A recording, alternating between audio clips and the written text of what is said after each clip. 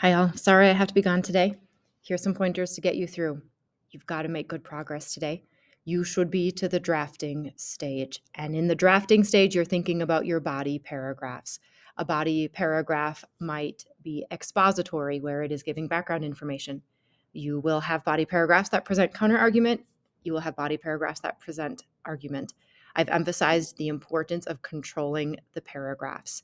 We call it unity. Unity means your paragraphs are about one idea. On my screen up here, I have a document open. This document is linked on your lessons and assignments page. Unity means a unified essay is controlled by one thesis.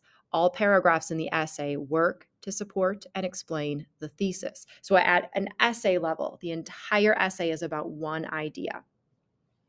At a paragraph level, a unified paragraph is about one topic. Often, body paragraphs begin with a topic sentence. I encourage you to do that. It is very helpful to your reader and to you too. Keep yourself focused. All sentences in a unified paragraph will support and explain the paragraph's topic.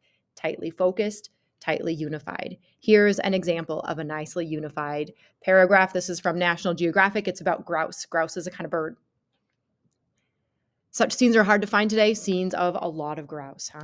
Less than 10% of the bird's original population remains, about 500,000 birds scattered across 11 Western states and 2 Canadian provinces. So there's the main idea or the topic sentence, that not many of these birds remain. Notice how every single detail in the rest of this sentence support that main idea.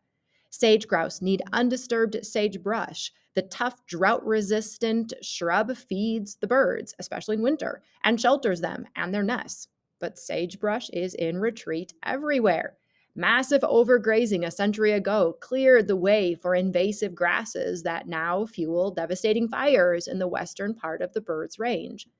Roads and subdivisions, transmission lines, farms, gas fields, and wind turbines all disrupt what was once an unbroken sea of sage. These birds are no longer there.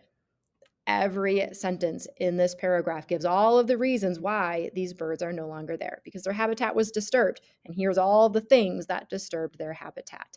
Nice. You are also going to be using outside quotation. Let me show you 2 examples. I think this is from Time Magazine of outside quotation. Content doesn't matter. What I want you to notice is, first, how often the citations happen. Some of my students worry if they have a lot of citations and they start not citing things, and then you get into plagiarism trouble.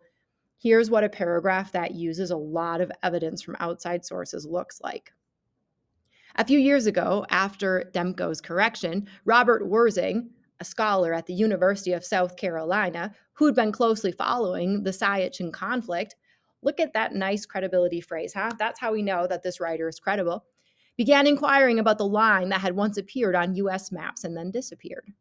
Wurzing, who'd learned from an Indian general that the Indian government had asked for an explanation to no avail, sent letters to the State Department and the Defense Mapping Agency asking about its origins.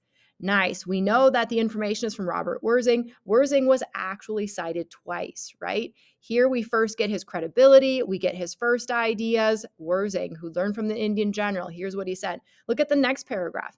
In 1992, Demko's successor, William Wood, responded. And here's what Wood said, blah, blah, blah, all the way to the end. He wrote. Wurzing did not pursue the matter. You're going to have a lot of citation. Make sure that you're explaining the credibility of your sources. It is okay if you are citing multiple sources, multiple paraphrases, multiple direct quotes within one paragraph. The rule of thumb is, if the words or the ideas are from a source, you need to cite it. If you're in doubt, cite it, because then you're sure. Even if you do end up having paraphrase after paraphrase after paraphrase. Just a good rule of thumb here, don't end a paragraph with a citation. End with your warrant or your concluding sentence, not with a citation. Citations are your evidence. Good. Get some good work done today. We'll be back in Writing Lab tomorrow. I'll be available to conference with you. I should be back in the building by, hopefully by about 1 o'clock, 12:30 today. So you could catch me at the end of the day if you have questions too. Get good work done today.